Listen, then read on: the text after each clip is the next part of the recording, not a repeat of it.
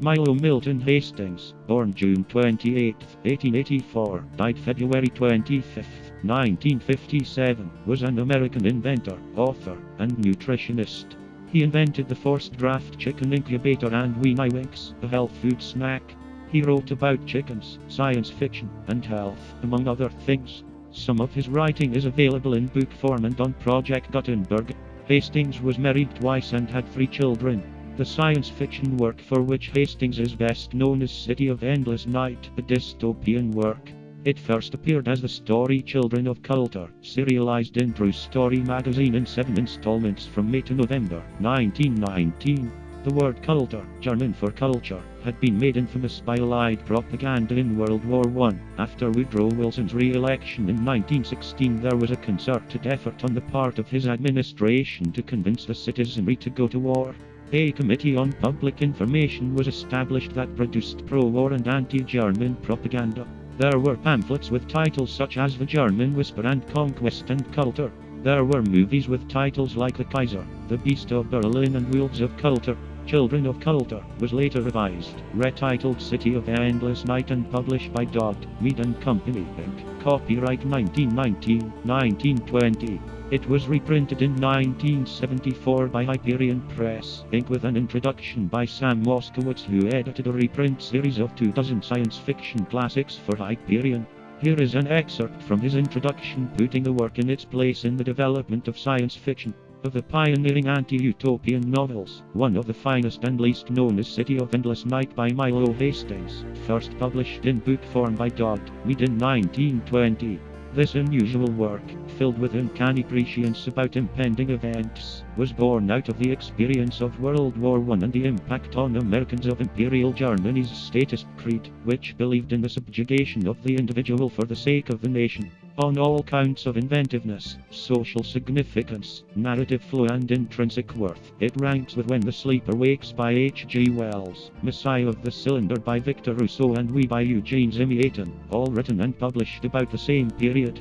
City of Endless Night was written as World War I was ending and anticipates the resurgence of Germany and the rise of fascism. City of Endless Night is one of the works cited in an article on literary profiteering by Murray T. Bloom that appeared in the February 1, 1941 Saturday Review of Literature.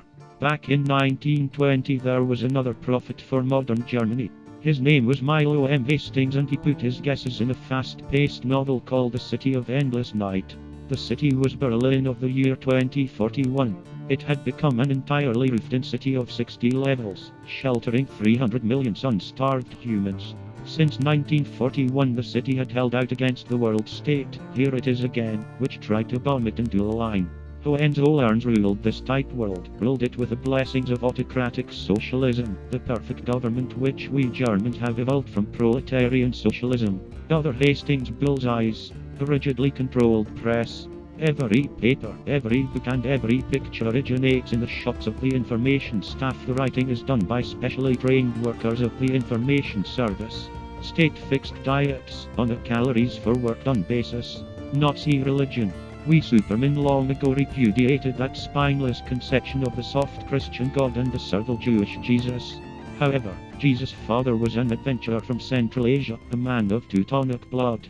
The importance of pure and undefiled pedigrees for marriage partners. Eugenic breeding. A vast labor corps, whose members are trained from childhood to do only manual labor. Racial theories. We have long known that all those great men whom the inferior races claim as their geniuses are of truth of German blood, and that the fighting quality of the other races is due to the German blood that was scattered by our early immigrants. Some say that City of Endless Night was the original inspiration for Fritz Lang's 1927 science fiction film Metropolis. Karel Capek, born 9th January 1890, died 25th December 1938, was a Czech writer, playwright and critic. He has become best known for his science fiction. R.U.R. is a 1920 science fiction play by Capek. R.U.R. stands for Rossum o the Universalen Roboti, Rossum's Universal Robots. The English phrase Rossum's Universal Robots has been used as a subtitle. It premiered on 25th January 1921 and introduced the word robot to the English language and to science fiction as a whole. R.U.R. quickly became influential after its publication. By 1923, it had been translated into 30 languages. The play begins in a factory that makes artificial people, called robots, from synthetic organic matter. They are not exactly robots by the current definition of the term. They are living flesh and blood creatures rather than machinery and are closer to the modern idea of androids or replicants. They may be mistaken for humans and can think for themselves. They seem happy to work for humans at first, but a robot rebellion leads to the extinction of the human race. Capek later took a different approach to the same theme in War with the Newts, in which non-humans become a servant class in human society. R.U.R. is dark but not without hope, and was successful in its time in Europe and North America. Capek's War with the Newts, Walka so Meliki in the original Czech, also translated as War with the Salamandres, is a 1936 satirical science fiction novel.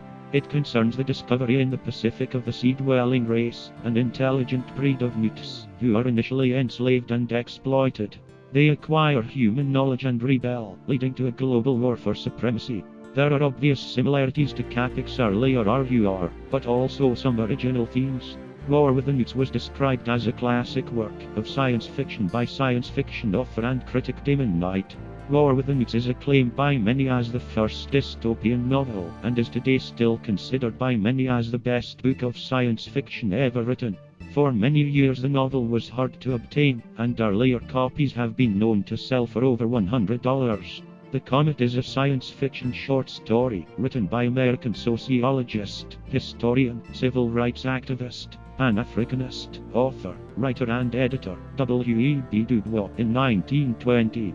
It discusses the relationship between Jim Davis, the black man, and Julia, the wealthy white woman, after a comet hits New York and unleashes toxic gases that kill everyone except them. Originally published as the 10th chapter of DuBois' Dark Water, Voices from Within the Veil, the Comet was reprinted in the 2000 anthology Dark Matter, the anthology of science fiction, fantasy and speculative fiction by black writers.